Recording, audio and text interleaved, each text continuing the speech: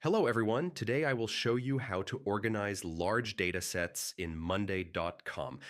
Many teams struggle when boards grow big and it becomes hard to track tasks, projects, or clients efficiently. First, structure your boards carefully.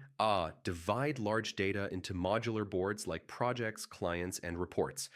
Smaller boards are easier to manage than one huge board. Step one, standardize columns. Use consistent status, people, date, numbers, and text columns across all boards.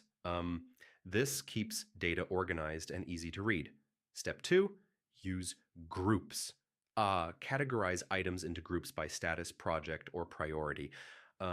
This helps you quickly filter and find information.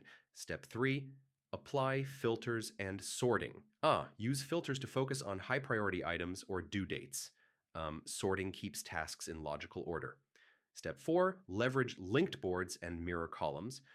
Connect data from multiple boards so you can see everything in one place.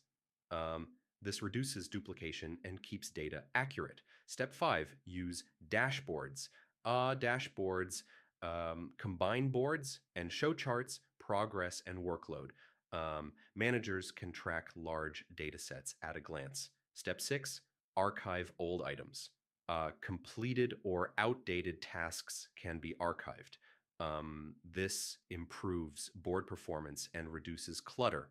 So yeah, organizing large data sets in Monday.com is about modular boards, standardized columns, groups, filters, linked boards, dashboards, and archiving. Follow these steps and your workspace will stay clean and productive. Thanks for watching. Do like this video, subscribe to the channel, and comment below if you have any questions. See you in the next one.